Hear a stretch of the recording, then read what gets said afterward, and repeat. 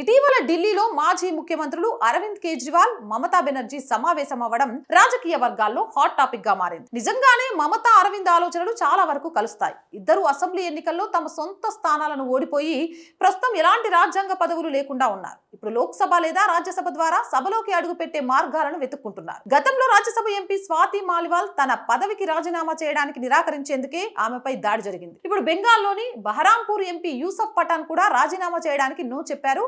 అయితే స్వాతి, యూసఫ్ చేసిన దాంట్లో తప్పేం లేదు. ఎందుకంటే వారి నాయకులే గతంలో రాజీనామాలు చేయడానికి ఒప్పుకోలేదు. కేజ్రీవాల్ జైలుకు వెళ్లే ముందు సీఎం పదవికి రాజీనామా చేయలేదు. అటు మమత కూడా ఎన్నికల్లో ఘోర పరాజయం తర్వాత బర్తరఫ్ అయ్యారు. ఇక ఒకప్పుడు విపక్షాల ఇండీ కూటమికి పునాది వేసిన నితీష్ కుమార్ ని సైడ్ లైన్ చేయడంలో మమతా, కేజ్రీవాల్ కీలక పాత్ర పోషించారు. కానీ తేడా ఏంటంటే నితీష్ కుమార్ అప్పుడు అధికారంలో ఉన్నారు, ఇప్పుడు ఉన్నారు. కానీ మమతా అరవింద్ చేతుల్లో ఇప్పుడు ఏమీ లేదు. అందుకే ఇప్పుడు కనుమరుగవుతున్న ఇండీ కూటమికి మళ్ళీ ఊపిరిపోయాలని చూస్తున్నారు.